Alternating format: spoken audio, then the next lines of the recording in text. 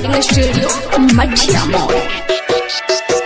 दिल ना लगई है यारवा दुखावा बहुते होई अखिया बहुते रोई रे। दिल ना लगई है यारवा दुखावा बहुते होई अखिया बहुते रोई रे। तो दिलवा जब जब ओकरा के जोही अखिया तब रोई रे। दिलवा जब जब ओकरा के जोही अखिया तब रोई रे। दिल ना लगई है यारवा दुखावा बहुते होई अखिया बहुते रोई रे। दिल ना लगई है यारवा दुखावा बहुते होई अखिया बहुते रोई रे।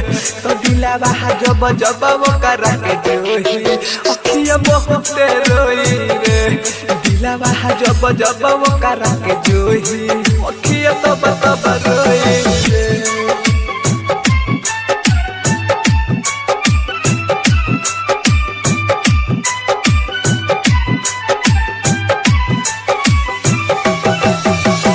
डीजे सोनू कुशवाहा बेतहा बाजार मोतिहारी।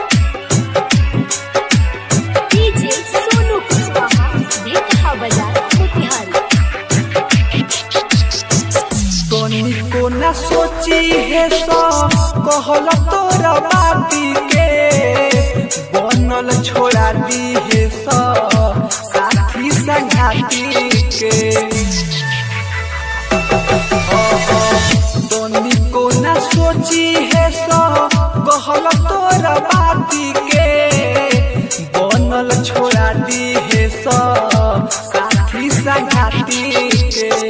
कवनो भरोसा नइखे प्यार में कब का होई अखिया बहुते रोई रे। कवनो भरोसा नइखे प्यार में कब का होई अखिया बहुते रोई रे।